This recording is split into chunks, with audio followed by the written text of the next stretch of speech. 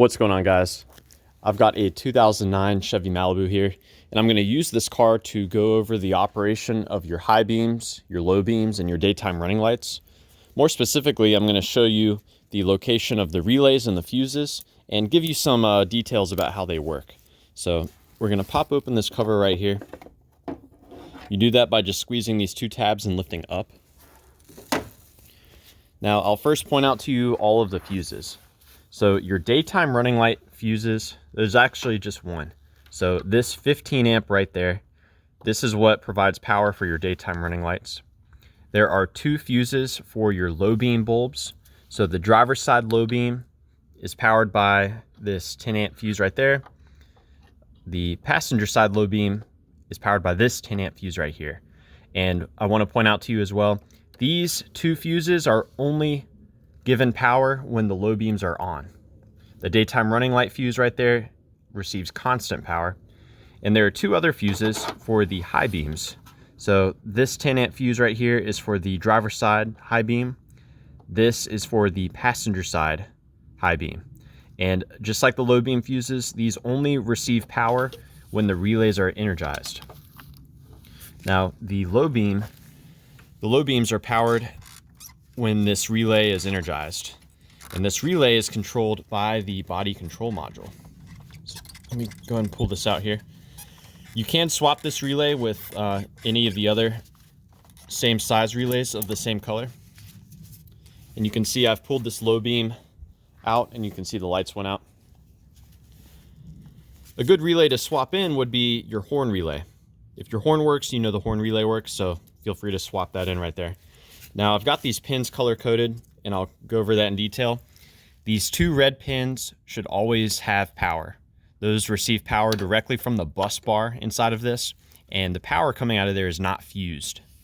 When the body control module wants the low beams to be on, it does this by providing a ground to this pin right here.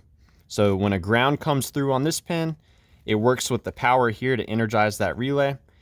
And when the relay is energized, it takes power from this pin and it sends it to this pin right here.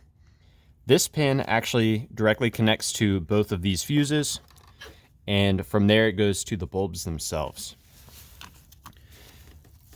Now, we'll go over the high beams. So, high beam relay is right here. Just like the low beam relay, we see where there's two pins that receive constant power. It's unfused power. When the body control module wants the high beams to be on, it provides a ground to this pin. And when the relay is triggered by the ground coming in and working with the power, it sends power to that. So this pin right here goes to the two high beam fuses right there. And from the fuses, it goes directly to the bulbs.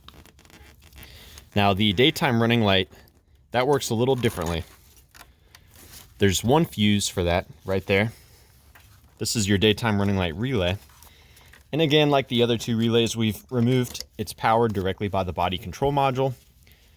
A ground comes in through here from the body control module in order for the relay to get energized and send power to this pin.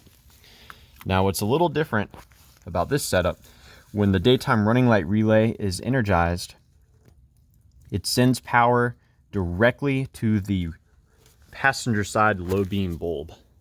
So that bulb is directly receiving power from this relay. And this bulb will then get energized by the voltage backfeeding from the circuit. So the voltage will go directly to that bulb on the passenger side, and then it will backfeed through both of these fuses in order to get to the driver's side. So just something a little bit different. And yeah, that's about it. You know, really, if you check all the fuses and the relays and everything, you know, probably you have a bulb issue. On this vehicle, there's tons of videos out there. You have to remove the entire bumper cover to even get the assembly out in order to access the bulbs.